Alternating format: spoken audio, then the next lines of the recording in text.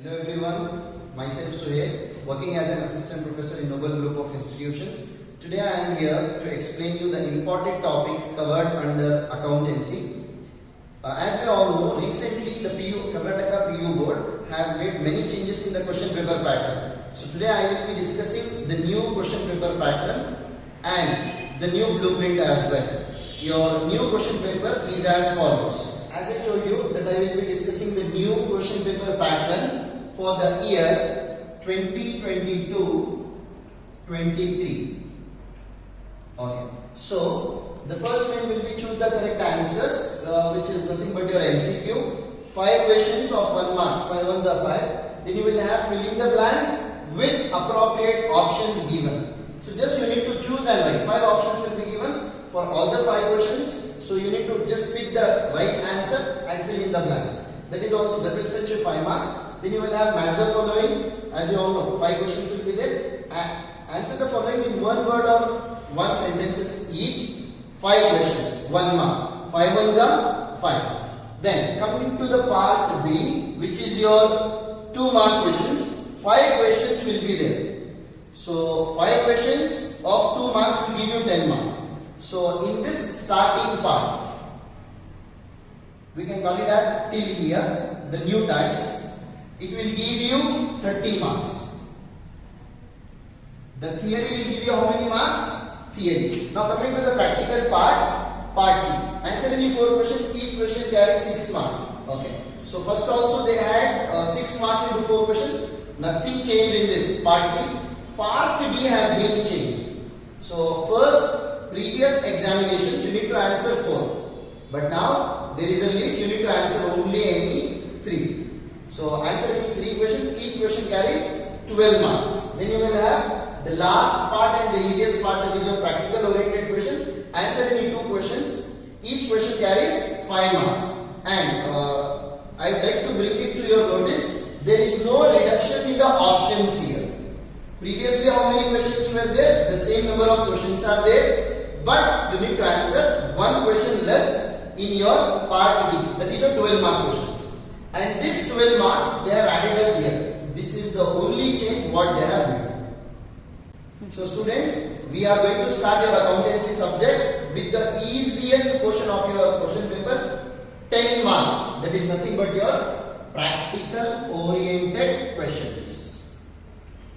To teach these questions, I will be very happy for the students, because even students like this, these are the questions which are issued by the PU board itself, and you can easily score 10 marks from this. Now, thank God for the new question paper pattern. First there were 15 POQs. 15 questions you need to answer. From that you need to score 10 marks. But now, they have only issued how much? They have reduced it to 9 questions. And the 9 questions will be displayed as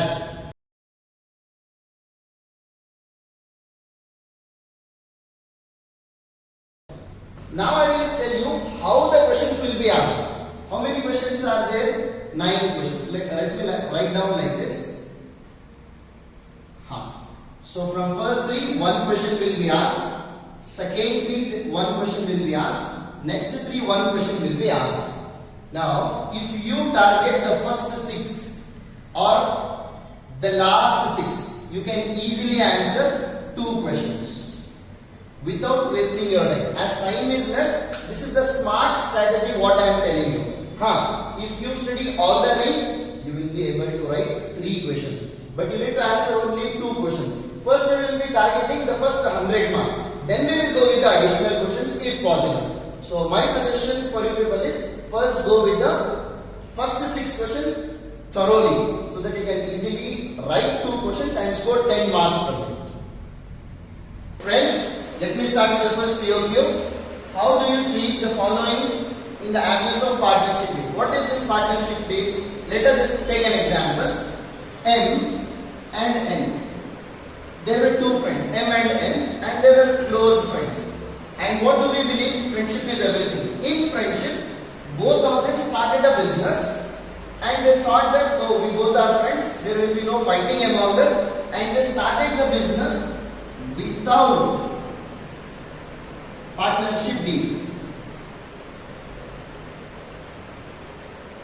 Without partnership deed. What do you mean by this deed? Deed here refers to agreement. So without making a registration or an agreement, they started the business. Initially, there were no quarrel between these two, M and N. But after 3 years, a quarrel started between these two partners. N falsely said that he has contributed more.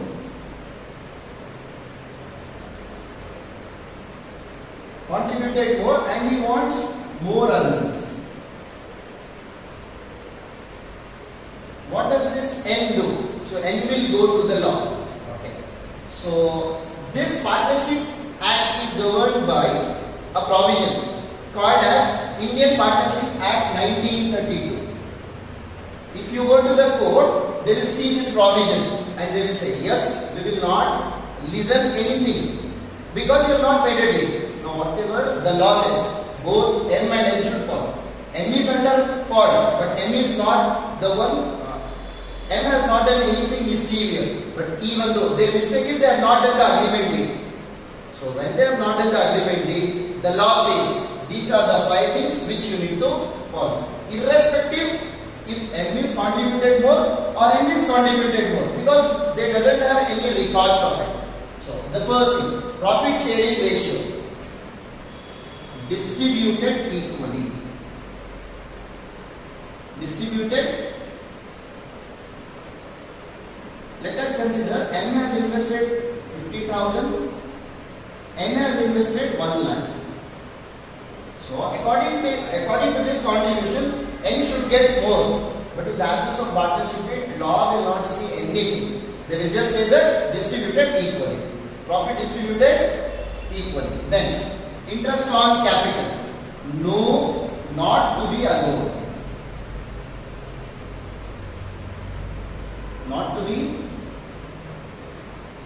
because their capital is not specified in the partnership deed. Then you will have drawings not to be charged. As interest on capital will not be allowed, so drawings not to be charged.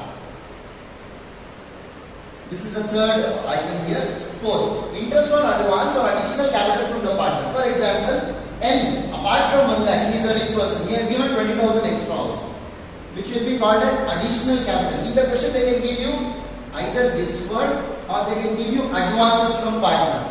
So for both these things, the law says 6% per annum interest should be given. At 6% per annum. Then last, remuneration, salary, commission for firms. Either they can give you any two or any work. Basically, they will give you one item. Remuneration for firms work. Then your answer is no remuneration. So, friends, always, how much ever close friends you are, before starting the business, you should do a partnership deed. Otherwise, you will be under loss. You will be facing these consequences. Okay, now let me just sum it up. In the absence of partnership deed, how do you treat the following? Profit sharing ratio, distributed equally. Profits should be distributed equally.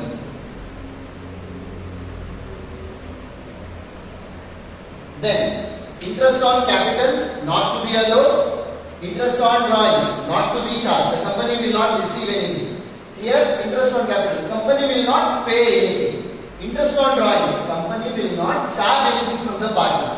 Then, interest on advance or additional capital, just you need to write 6%. Remuneration, salary, commission for firms work, no remuneration will be given. 5 answers, 5 questions will be given. 3 answers are no. 3 answers are no. Interest on capital, no. Interest on drawings, no. Remuneration, salary, no.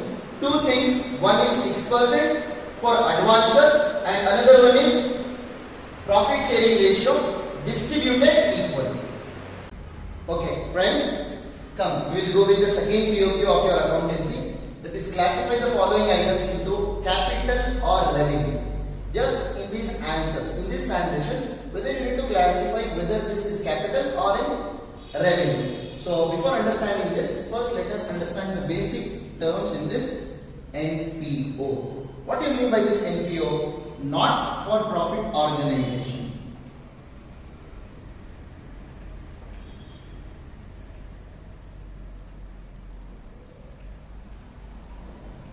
Not for profit organization. These organizations will be dealing more in your services, not in the dealing of products.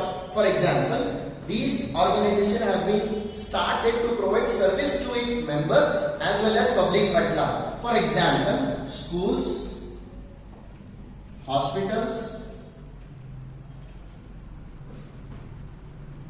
clubs, sports clubs, charitable trusts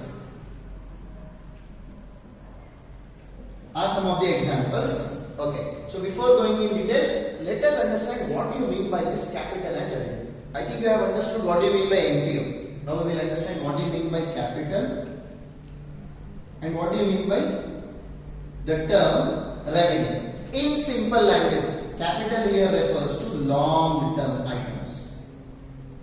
Long-term in nature. Here it refers to short-term.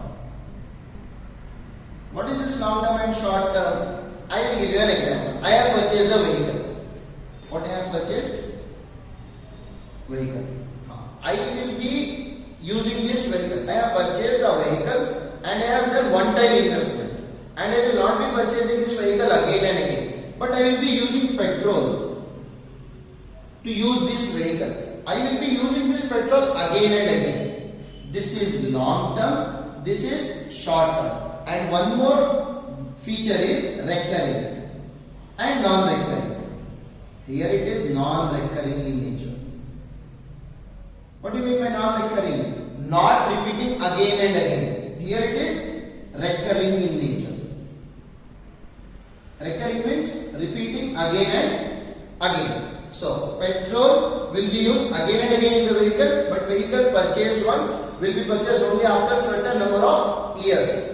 So this is the basic example of capital and revenue. Understand two things. Capital, it has to be long term as well it has to be non-recurring in nature. Purchase of any asset,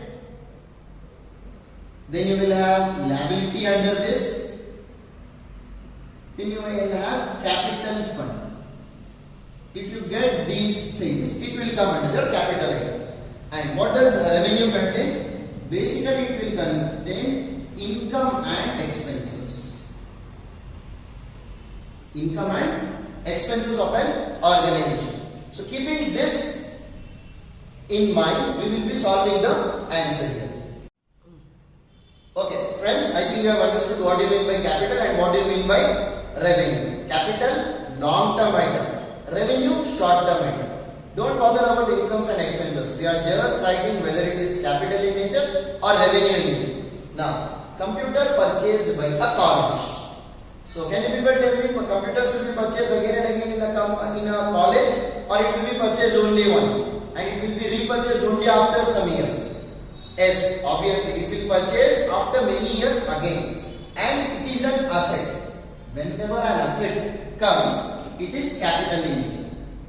This is your answer. You just need to write this capital. Now, life membership fees. We were speaking about NPO. Okay. As I told you the examples, let us take an example of any charitable trust. If you want to be a member of this organization, you need to make a monthly payments or a periodical payments again and again, which will be called as membership fees. Membership fees or subscription, technical word.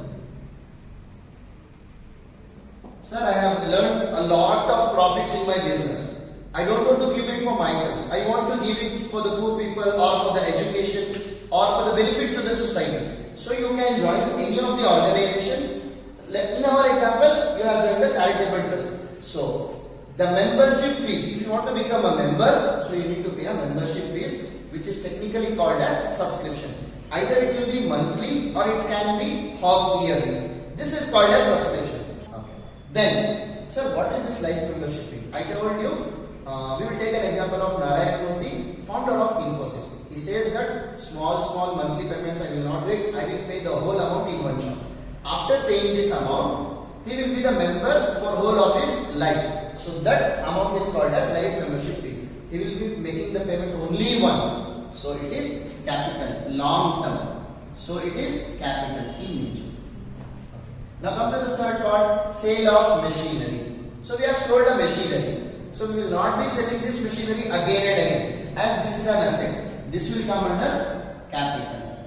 Long term, so this is capital in nature.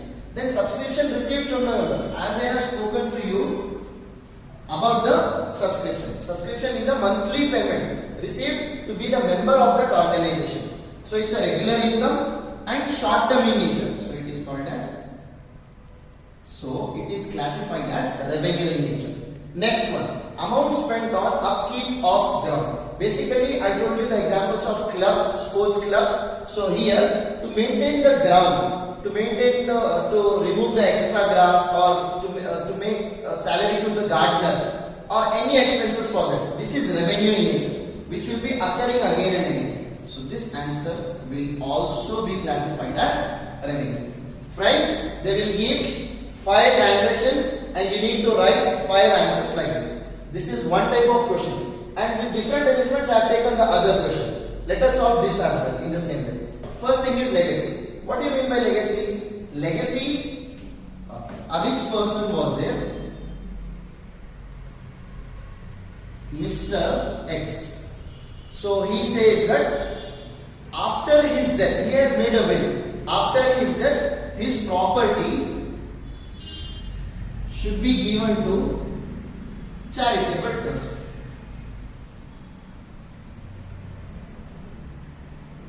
On the will of the donor, his property will be transferred to charitable trust. This is called as legacy. It is according to his will. On the death of the person, he will make a will. At the time of my death, after my death, this much of my property should be given to the charitable trust. So this will come under legacy. Obviously, he will die only once. So it is non-recurring in nature. So we can classify this as capital. Then next is honorarium. What is this honorarium? We are talking about the organization which provides service to the society. So in providing service to the society, these organizations may call a guest lecturer, a teacher. Okay, so they will call them and they will provide some technical skills. So for that, the organization will pay a small amount to the, for example, guest lecturer. Let us take the example of guest lecture in a college. We have called a guest lecturer to provide the industrial knowledge, to provide the practical knowledge to the students. So after the guest lecture finishes, the organization will give a small token of appreciation, either in the form of cash or any gift. So that is called as honorarium paid. This will be done again and again in all these organizations. So this will be called as revenue. Then purchase of stationery. As we all know, purchase of stationery is recurring in nature, because pencil, scale, eraser, all these small items will be purchased again and again, short term as well as recurring. We will call it as revenue. Then installation charges of a new machinery. The installation charges of a new machinery. See, machinery is an asset and installation will be done only once before using the machinery. Obviously, it is a capital in nature. So your answer is capital here. Next, you will have the last one, subscription to newspaper. Here subscription to newspaper refers to purchase of newspaper. Okay, so purchase of newspaper is on daily basis. Every day you are purchasing a newspaper. So this is recurring. So it is classified as revenue. So friends, we will be doing the third transactions. Similar type of 5 questions from your NPO itself. NPO itself. Here you need to classify the same, capital or revenue. Let us start. Now you should answer these questions. First thing, sale proceeds of old tennis ball. Let us take an example of Chinnaswamy Stadium. So senior players will be playing tennis ball there, and if even a small scratch is there, or if they think this ball is not suitable to us, they will throw it away. The groundsman will take that ball and sell it to the local people. Local people cannot afford the tennis ball, a new one, because its cost is high, and the groundman is selling for the local people, local boy, the same tennis ball which has a small scratch for half price. So it will benefit the local boy as well as it's an income for the organization, sports club or the Chinnaswamy Stadium. So sale proceeds of old tennis ball. This will be done again and again. So this is revenue in nature. So this is revenue in nature. Then carriage paid on goods purchased. Carriage paid here refers to travelling expenses. Whenever we are purchasing goods, travelling expenses need to be met. So it is once again revenue in nature. So donation received for constructing a swimming pool. As we all know, constructing a swimming pool is a one-time job and we are receiving a donation for it. So obviously it is capital in nature, as it is an asset as well as capital in nature. Then cost of installing lights and fans. A new building is there and you are installing an asset for that building. So installation of fans and lights is one-time process and it can be called as capital. It can be classified as capital in nature. So what is the next question? Legal charges incurred in connection with purchase of land. Let us consider I have purchased the land and I have transferred from Mr. X to my name. So that expenses will be incurred only one while purchase of land. And second, this is an asset. So it is always capital in nature. I think you people have understood this. And if you have any doubts in any of the items or any subpoints, you can comment below. Okay. Come, we will go with the fourth sub question. Brokerage paid for raising a loan for the purpose of business. As you all know, loan is a liability. And repayment will also take a longer time. We will take this loan in balance sheet and it is a liability. And brokerage expenses are paid on this loan. I have purchased a loan. To make the processing, to receive the loan, I have paid a commission, or in other words, it is called as brokerage. So this is capital item. For this capital item, expenses what we are meeting is also considered as capital. Then amount spent on repair to a second-hand motor car before it is used. Let us consider Mr. Z has purchased a second-hand motor car.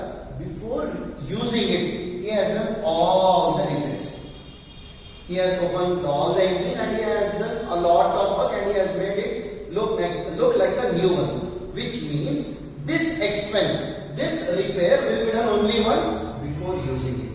So it is a capital in nature, long term as well as capital in nature. Now I think you will understand this point very clear after understanding this. See, periodical repairs and replacement. Periodical, let me give you an example. Engine oil. For every 3 months, you need to change this. So that kind of repairs will be called as periodical repairs. This is revenue. Because for every 3 months, you need to do it. Because this expense, you have opened the engine, everything, before using it for the first time. That expense will come under your capital category. Next, prize amount received from a lottery. As we all know, we are not lucky enough to receive the lottery amount again and again. Sometimes, somehow, we will be receiving it. So, it is a one-time receipt. So, it is capital in nature. And it is not recurring, non-recurring. Then, laboratory expenses incurred by a science department of a college. There is a science college in which students met expenses related to the lab. They will do one or the other experiments every day, again and again. So, when the expenses are met again and again, we will be calling it as revenue.